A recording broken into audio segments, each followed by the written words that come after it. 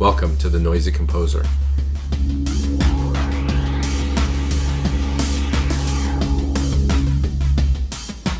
Alright, got an extra special treat for you guys this week. What we have done is we finished all the diatonic chords. So 1, then 5, then 4, and then 6, then 3, 2, and last week 7. So 1 through 7 are completed. We have finished all the chords. So now what I want to really focus on today is something called mixture. And either you can look at it as a melodic minor scale, those alterations, or it's just plainly going from like C major to C minor. Instead of thinking of a major scale and a minor scale as two separate things, think of them as connected. So therefore you could be in C major and then borrow from C minor. Or if you're in C minor, you can borrow from C major and just go back and forth between the two chords. So that's what we're going to do. Okay, so let's look at our scale. First one here. I'm looking at a C melodic minor. Let's listen to it just to remind ourselves what that is.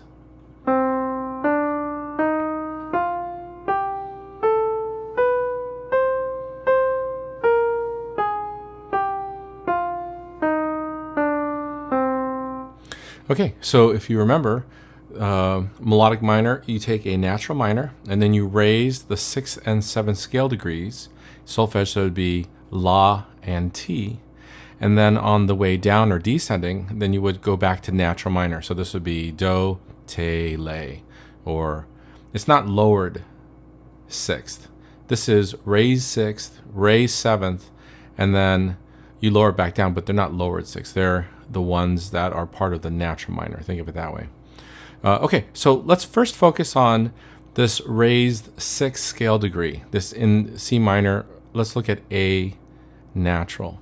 So over here, I have 3 A naturals. And the first one, we want to think of this as the third of the chord. So therefore, if A is the third of the chord, then the root is F, and the 5th would be C in... I'm thinking about this key signature of 3 flats. Okay, so therefore, this would be an F major triad. We can hear that. Okay. Next one, I want to think of this A natural as the 5th of the chord. So therefore, we would have a D, F, A. Now, normally in minor, 2, if you remember, 2 is a diminished quality chord, but because of the A natural, now it's minor, so we can hear that. It's minor quality 2. Okay, then my third chord, I'm looking at an A natural, and normally this is a 6 chord. So normally 6 in the key of A minor would be an A flat major triad, right? So instead, now what's happening is that the lower note changes. So it's A, C, E flat. So what we have here is instead of a major triad, we have a diminished triad. So A, C, E flat makes it this quality. Okay, let's listen to them in context. So I'll play the scale again, and we'll hear these chords.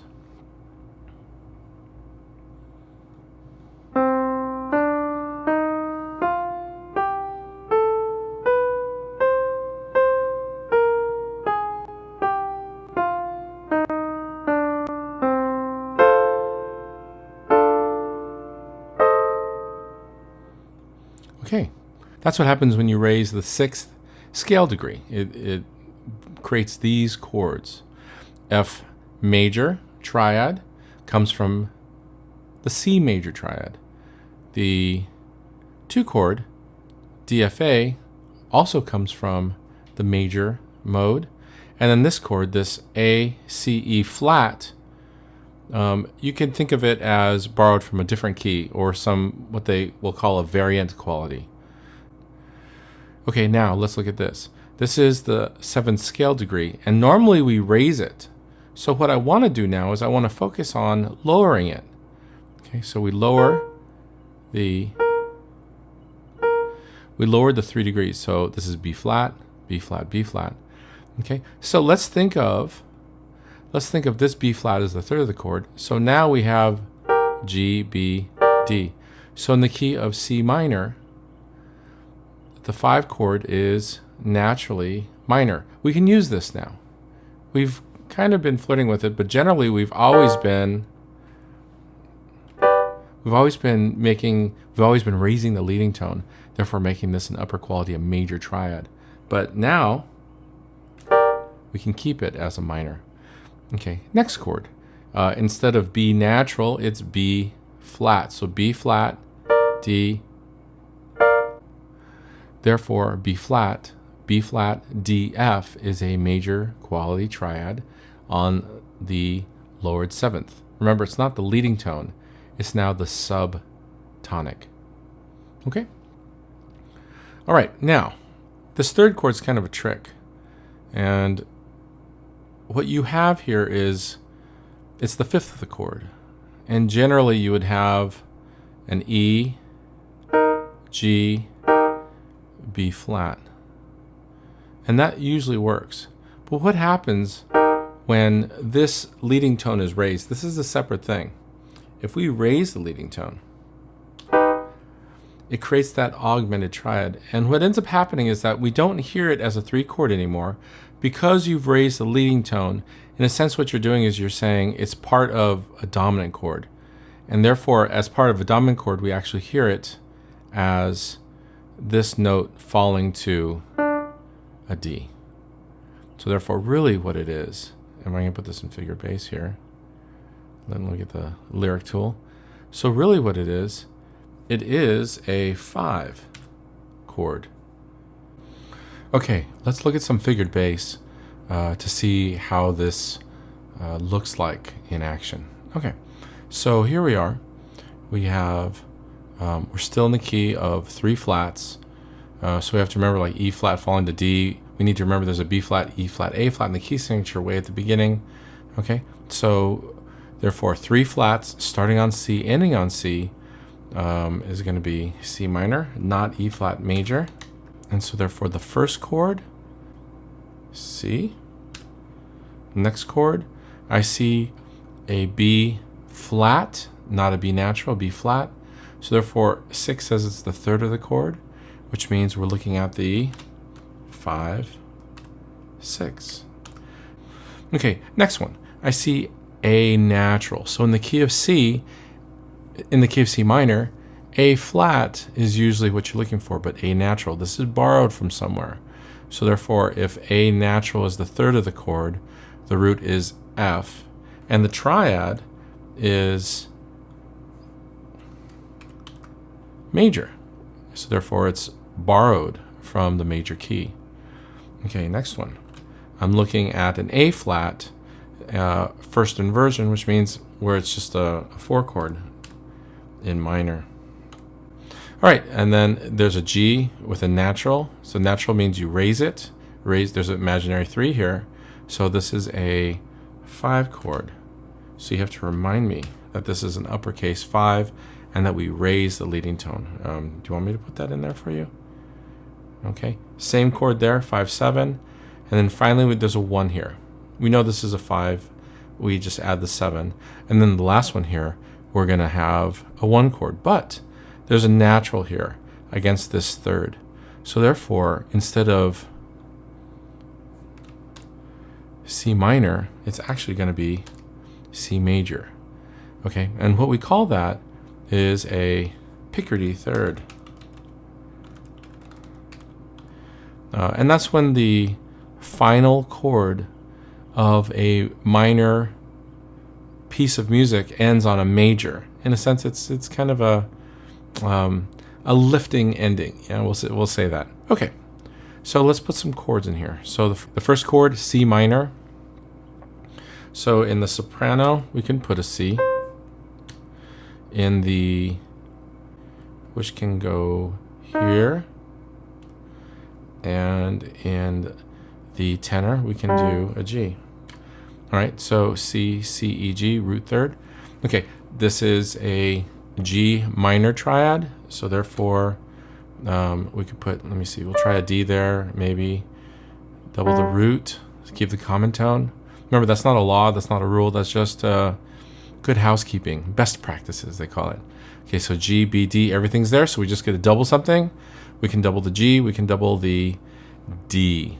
Now this is E flat, which is a half step from D, so I think that that would be a smart move. So this would be some good voice leading here.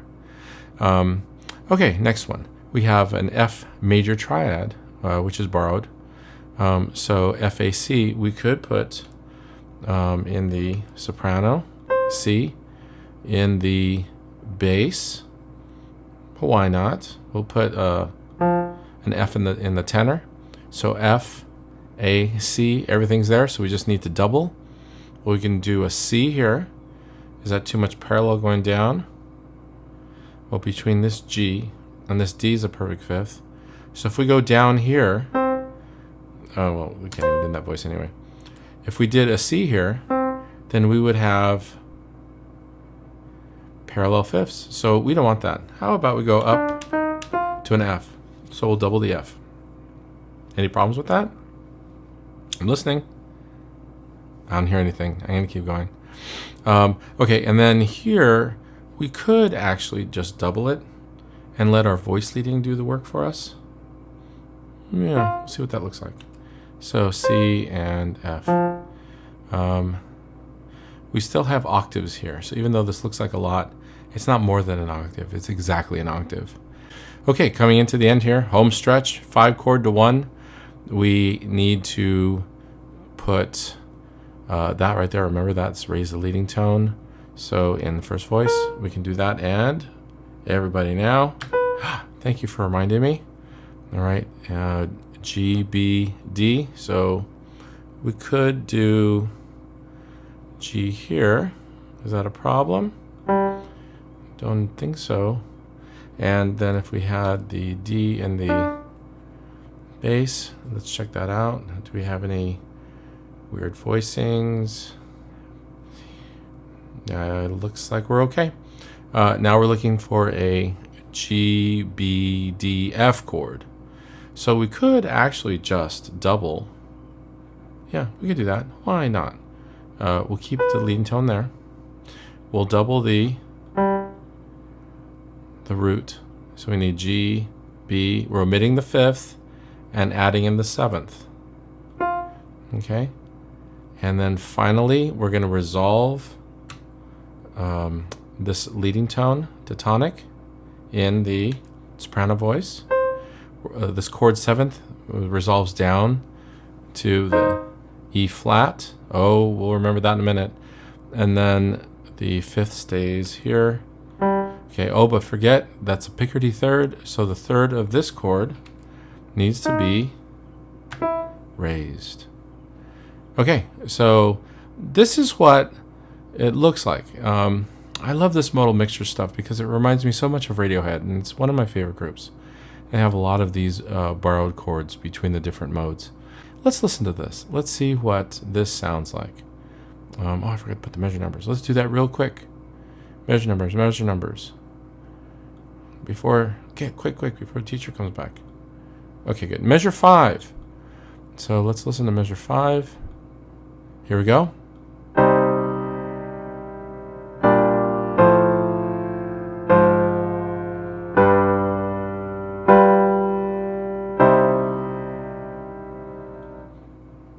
Nice. Okay,